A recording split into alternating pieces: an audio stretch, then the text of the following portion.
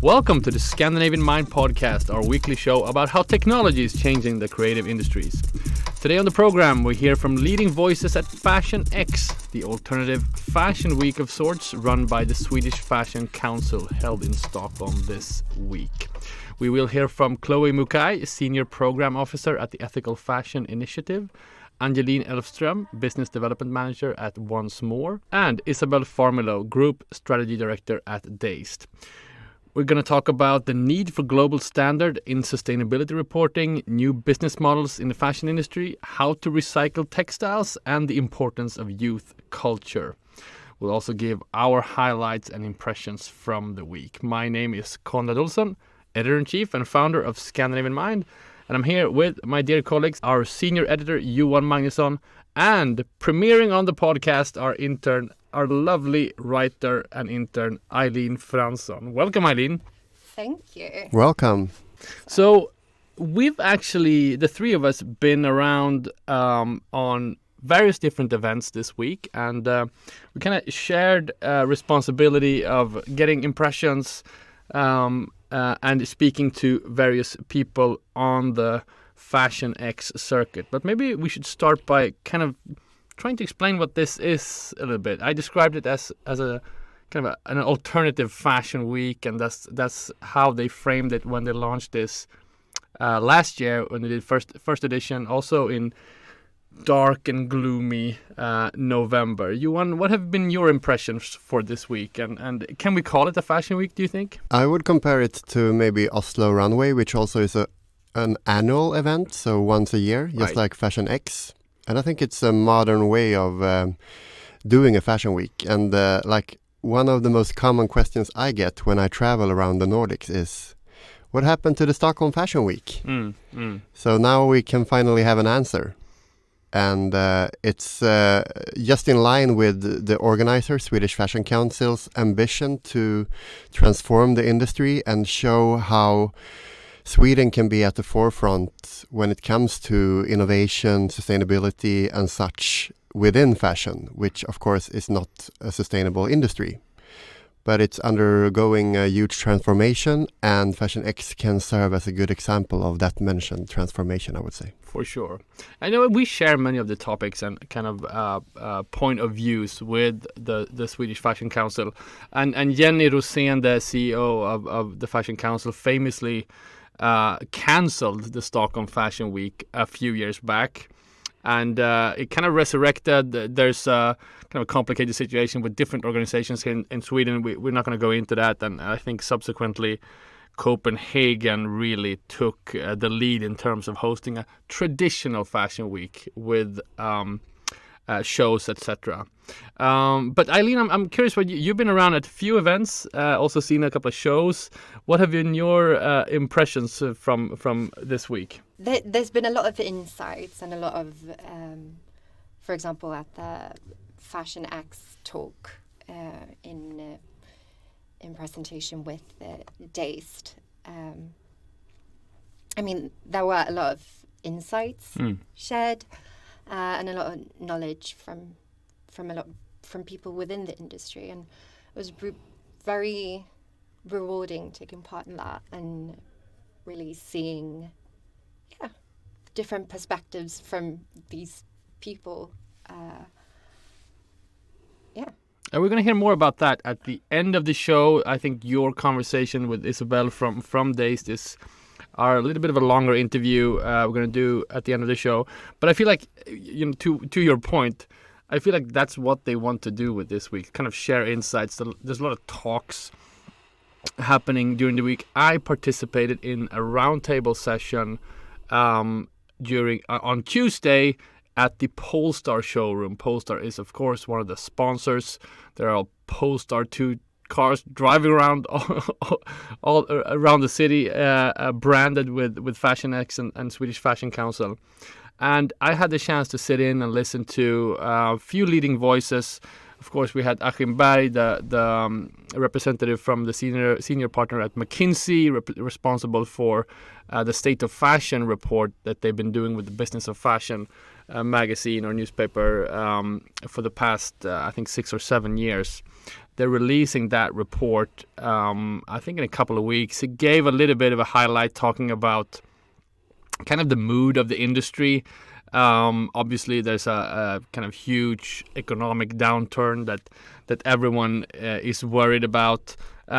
He said something funny that of all the people they've interviewed in this report, and it's a huge undertaking.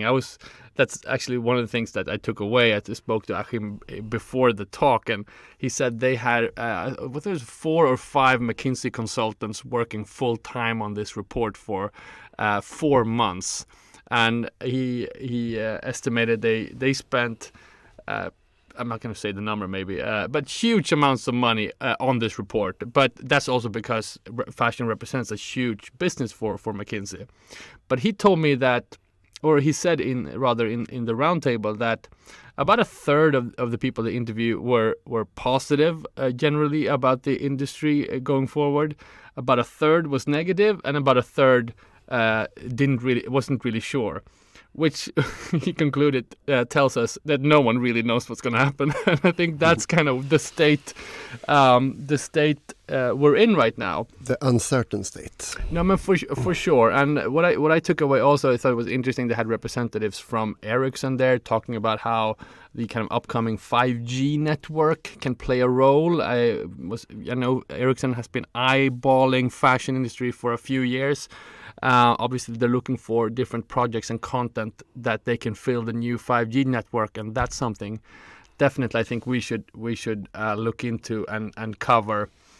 We also had our former cover star Nora Bavey, founder of Unconventional Ventures, the VC company. She revealed that they have made 3 investments so far in fashion companies and fashion tech companies. So that also gives us a chance to get back to that. Yeah, that thing with 5G sounds like an episode of its own, to invite an Ericsson representative to for sure to share more insights. But what was the roundtable about? I mean, it was many different points of views, and they covered a lot of ground, a lot of topics. Obviously, Polestar themselves was there representing.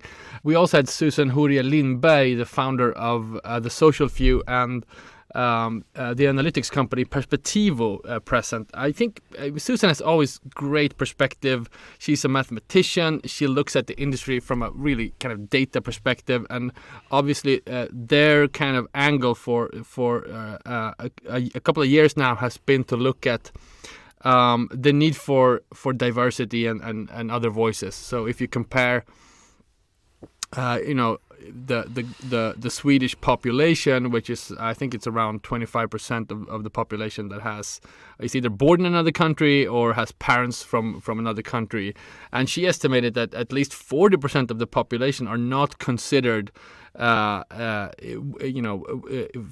the fashion industry at large. And they're releasing a report in these days. It might be out yet, so I think we're going to come back to that. But I thought that was super interesting, and also that it's not just kind of doom and gloom. Obviously, they're through data putting the finger on a huge problem. But what she's saying essentially is that we have not tapped into the potential of what the industry can make. And I thought that was a really inspiring message. Yeah, it's really important to highlight these issues as well on a continuous basis, to not forget about how important it is. No, to get a constant reminder about we need to improve. No, for sure. And I think here I will say that Jenny and also our friend and former colleague Robin, who's the creative director, they really push the envelope when it comes to these issues. I think they're actually leading in definitely in the Nordics, but also kind of on the European and global stage when it comes to these issues. Yeah, that's also how Sweden can be a forerunner in those issues. Definitely. So again, to your point, Aylin, it's about the insights, and I also had a chance to speak to Chloé Mukai, Senior Program Officer at something I never heard about before, which is the Ethical Fashion Initiative. We're going to hear her introduce herself in a moment in my interview with her. But what I found interesting is that she's working on a couple of topics. One is kind of a mutual framework for sustainability reporting, and this is something that really is missing in the industry. Brands are releasing sustainability reports, and they're not really benchmarking on the same data.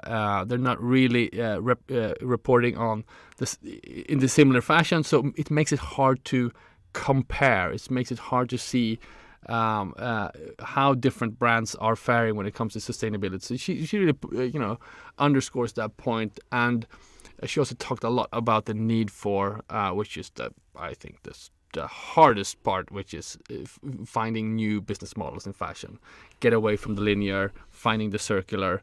Obviously, something we cover quite a lot, and I don't think we see enough discussion around this. Maybe because it's too difficult, I think. Yeah, and we've only started this discussion and to implement those new business models. So we need some patience. We need a few years before, it's of course constantly growing bigger, but it's still quite a new phenomena. So patience is the key word here, I would say. Absolutely. All right, let's hear from Chloé Mukai, Senior Program Officer at the Ethical Fashion Initiative.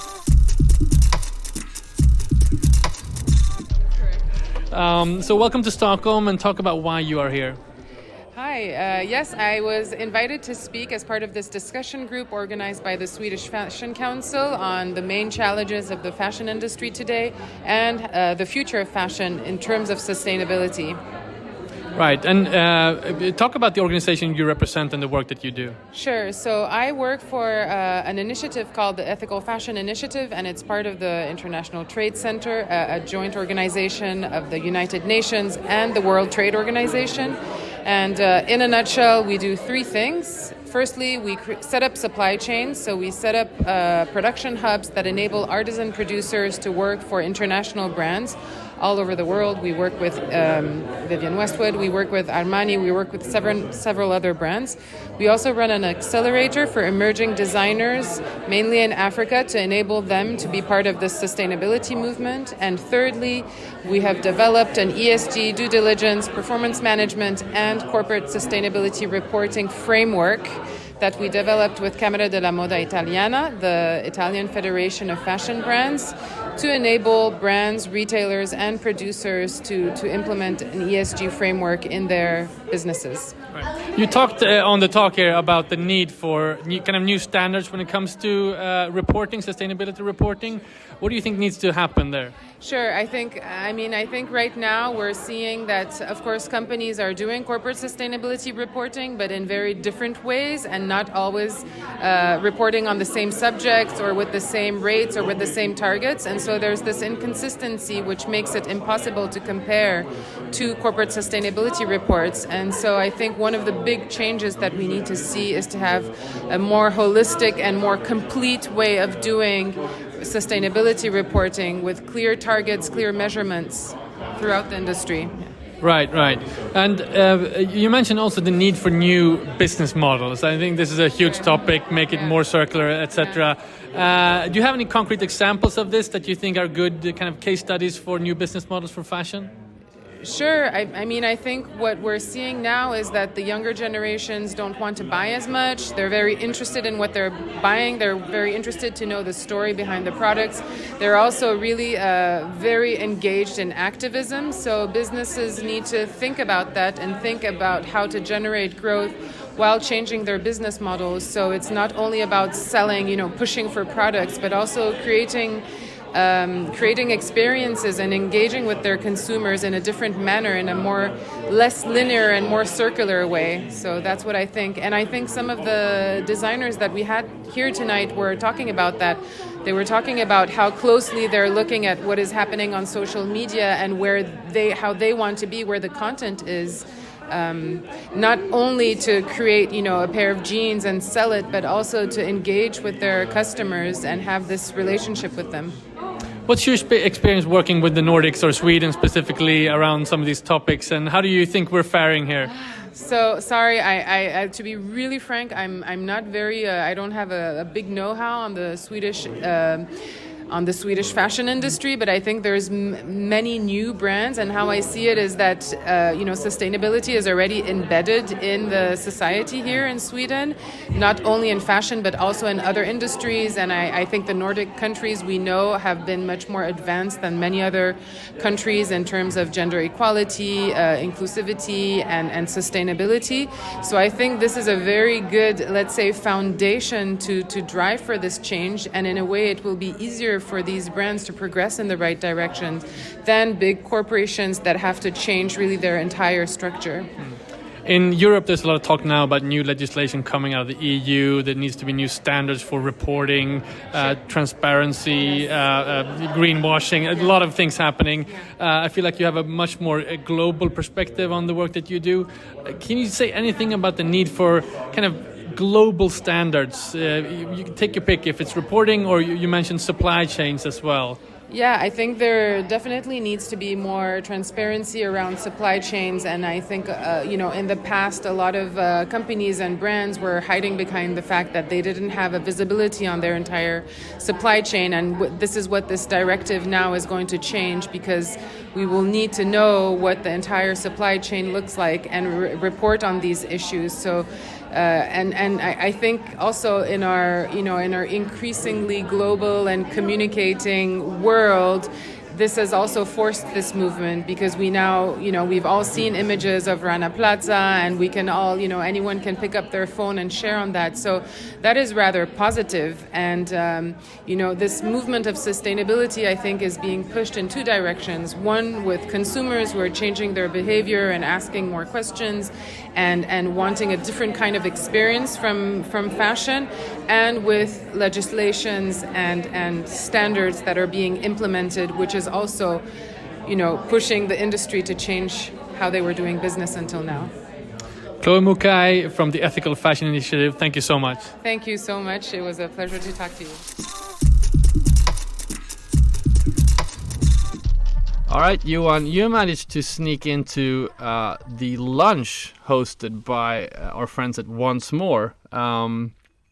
We had Aylin Elfström, the business development manager of Oncemore, actually on stage at Transformation Conference earlier this fall, and now we're going to have a chance to hear from her again on the podcast. What was this lunch about? So they are the forest company and their innovation Oncemore, which is the world's first large-scale process for recycling blended fabrics, including polycotton, which of course is quite challenging to recycle. They're also a partner to Fashion X, so they took the chance to invite industry players, of course media and other representatives for a huge lunch on an amazing location in central Stockholm. And they were also launching their collab capsule with the fashion brand Philippa K, which is set to launch in a few weeks. Oh, good stuff. Did you actually see the collection? I haven't seen it. Yeah, it is 5 pieces made of the Oncemore solution or textile. Right, Philippa K, who actually celebrated their 30-year anniversary. That's why I'm a bit tired today, because they had their party last night. Well, aren't they, within this capsule collection, aren't they also launching a jumper made of Swedish wool? Yeah, but that's a separate capsule. So Philippa K has now made the name for themselves as a brand, investigating new solutions and fabrics and local production and such. So they're doing quite good in this case. Yeah, I'm not surprised that it's Philippa K that really is leaning into the recycled. And more to come, I would say. I haven't heard, but I think it's like an ongoing process that they're going to continue this work. Wonderful. So why did you decide to get Angelina on the pod? Of course, we had her on stage in August at Transformation Conference, and she did a really good appearance there. What I'm quite fascinated about when it comes to Oncemore and Södra is, of course, they're such a big industry player. And a few years back, those kind of forest companies, they realized that people were not reading magazines anymore. So they had to do something else with their product. Right. Yeah, the cellulose or what comes pulp, from the forest. Yeah, the pulp. Yeah. So then they realized that cellulose is a huge opportunity for the textile industry. And given that they're so big, also enables them to do this at scale.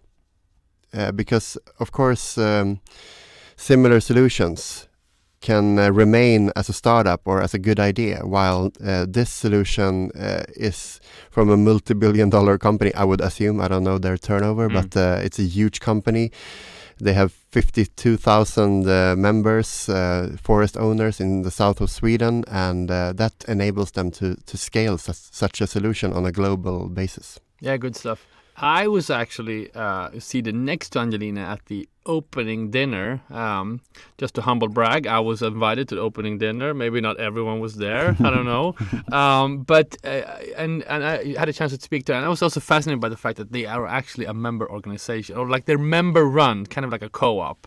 And there's all these kind of landowners in the south of Sweden that are delivering, obviously their product, which is the wood, the forest, into the Södra process, and which actually makes them a kind of very traditional organization. So the work that she's doing is really sort of cutting edge, and I would applaud them to the fact that they have kind of made this really breakthrough technology and innovation within that traditional organization, I would say. Definitely. It's got to be a huge challenge from the beginning to implement all these processes. But of course, they have the competence in-house, and they also have the resources to hire new staff members, of course, or to get help from other players. All right, let's hear it. Here's Johan talking to Angeline Elfström, Business Development Manager at Oncemore. We saw you on stage during Transformation Conference in August, and now we're at Fashion X in Stockholm, where you're about to host a quite big lunch here for media and partners. And why is it important for you to be a part of Fashion X? I mean, I think this is an amazing platform to reach out to new media partners, but also not just focusing on Sweden, because Fashion X is really much about international perspective and lifting Swedish designers, but also innovations and so on. So this is a great platform for us to meet new people and also have a chat with already partners that we have today. In the Nordics, we've heard quite a lot about you, but do they know about you in the UK or US or other key markets? It's going slow. It's a big buzz always to reach out, but I would say that we're in the right direction, and we also got the commitments from brands, etc., that this is a product that is needed. So we are growing, and we are going to different events because we think the focus is still Europe, because we have a lot of interesting brands in Europe. But then, of course, we're also looking into US and Asia. The problem for innovations like yours is, of course, also to scale. What's the current development? What will we see from you in the next few years? Will you grow bigger with the amount you can produce and such? Today we have a capacity to produce around 6,000 tons of pulp, and that's maybe hard to connect how much is 6,000 tons, and it's equal to about 25 million garments per year. So that's the capacity we have today. We are today focusing on to increase the recycled content in the product, but we're also focusing on broaden the technical specification of what kind of post-consumer waste that we can handle. So being able to take more than polycotton and also going into colored textiles and so on. For scaling up, the plan is for 2027 that we will have a new facility in Mörrum where we can produce the 10 doubled, so 60,000 tons. All right, that was Angeline Elfström from Oncemore. All right, going back to the Dazed talk, which you visited, Aylin, the other day. This was not also, as per usual in fashion weeks, we always hang around in the central of the city at various different locations. But this is also something different with Fashion X, I think, where we were now in the suburbs. We're in Bredäng at a place called... Värmeverket. Yeah, it's actually an old heating plant which is run by a few really forward-thinking entrepreneurs out there. One of them, I think, is Leo Rassak, is a filmmaker and really a pioneer out there. But what was your impression with the location and the space? It was really kind of mind-blowing, honestly. Right. It's so big, and they had like clothes. And there was a bunch of people there, so a lot to take in, and a lot of really nice outfits to be inspired by. So that was nice. Right. Do you mean from the audience, or were there actually showing pieces there as well? Yeah, they were showing a couple of pieces. Mm-hmm. I didn't look all that much, but both. Pieces shown and the audience. Right. So can you tell me anything about the setup out there? I was there actually a few years ago, but then it was it was just starting out. There was still like construction everywhere. I know they have some kind of co-working space on the top of the building, and then there's also some kind of auditorium. But did you get a sense of the different kind of functions of the space? They had the auditorium where they had the talks and everything, and spaces where they were like showrooms, and I think they have art exhibitions there as well. So kind of like a compiled everything space. Right. Creative hub. Yeah. Creative hub in Bredäng, south of Stockholm. All right, so let's talk about this talk that they hosted. It was co-hosted by Swedish Fashion Council and the British kind of lifestyle magazine platform Dazed. I remember them from the old print days when they called Dazed and Confused, but now they apparently only called Dazed. So what were some of the topics that they brought out? So they started out with Jenny Rosén.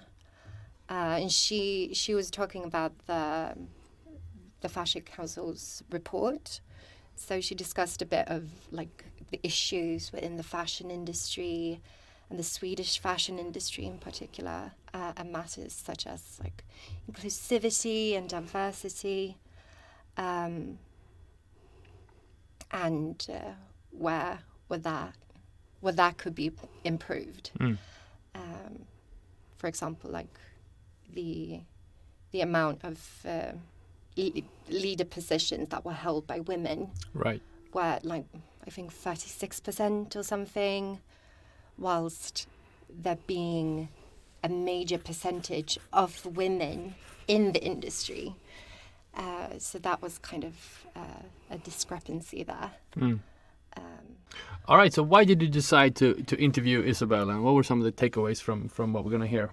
Well, I thought her talk was really interesting and captivating, considering she was talking about youth culture and Gen Z and kind of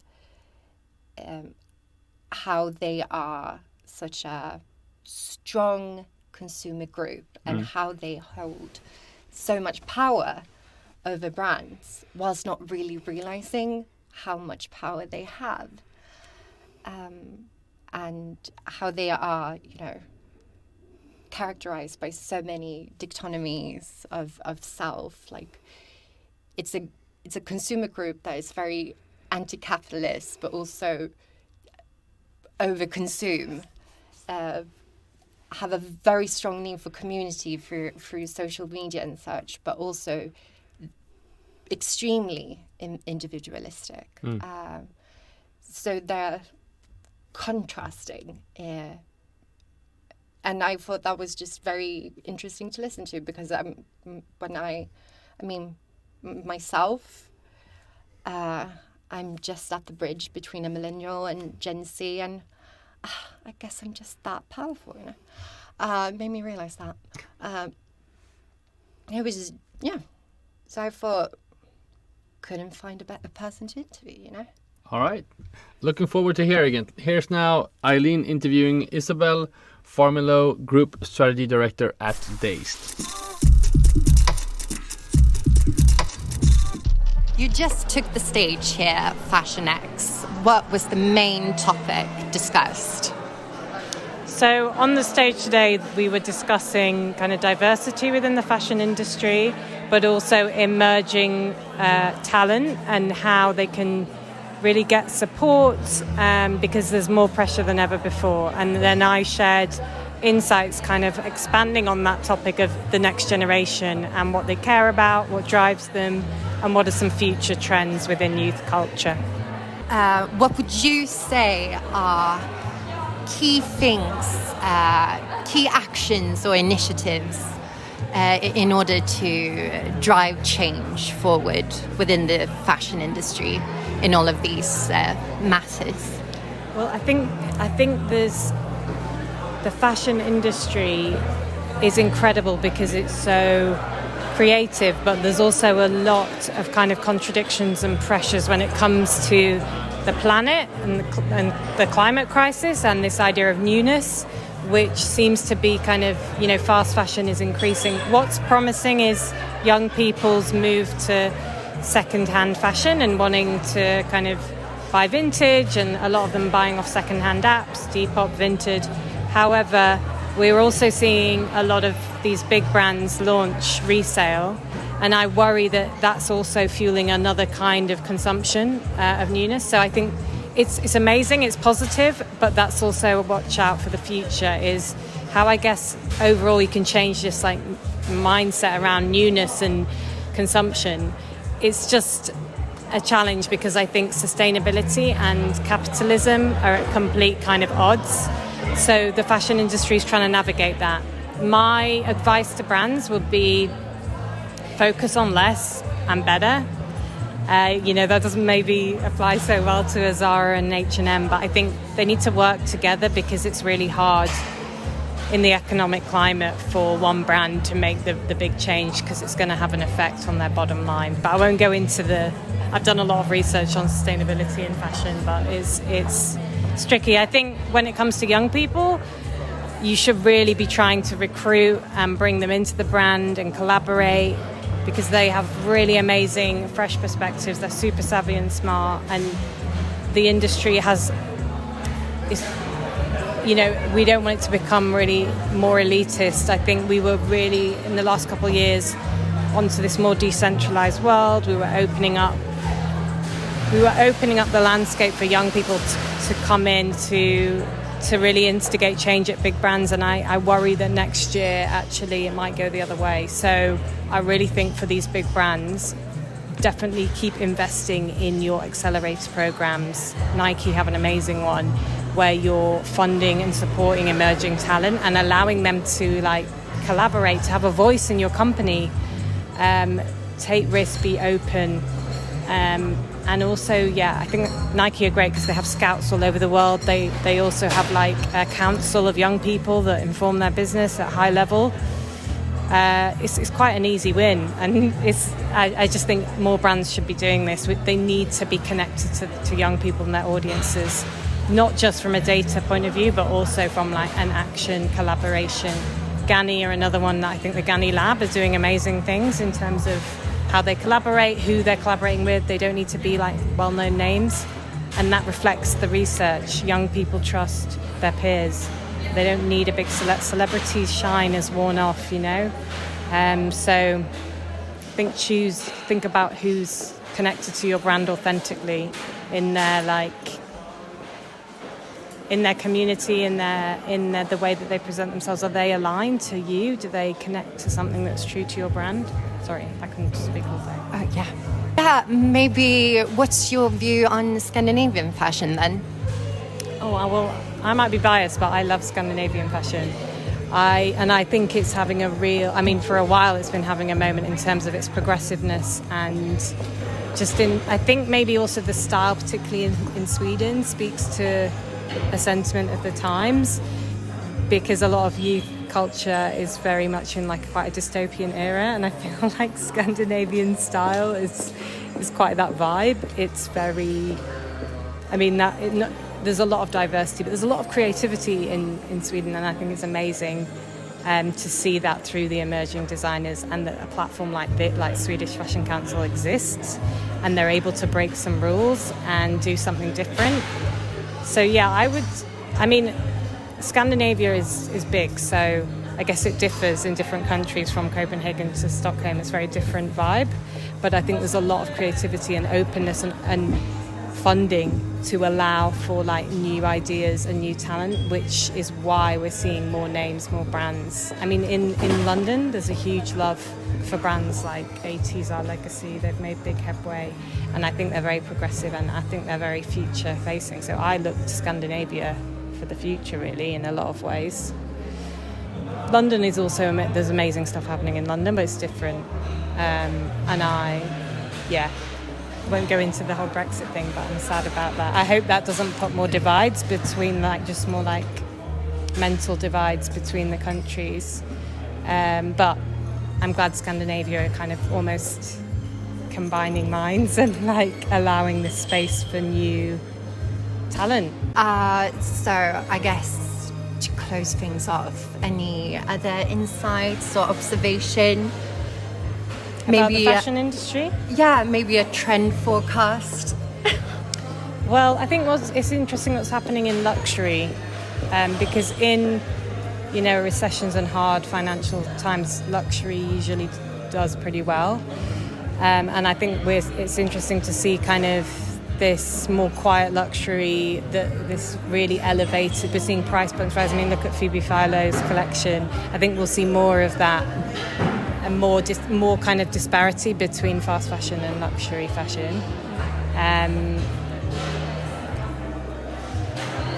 I think the sustainability thing needs to be a priority, but it's bigger than just the fashion industry. I do think there are brands who are being really innovative in that space, like Agani, but I think there are some contradictions there too. So, as I said, positivity, progress, optimism, bringing in new minds, new ideas, also people outside of the fashion world, I think is, because it is a bubble in itself, and I think that needs to change. I think Demna did it a little bit at Balenciaga, but it needs to be pushed further, I think, to be much more democratic and open. Yeah.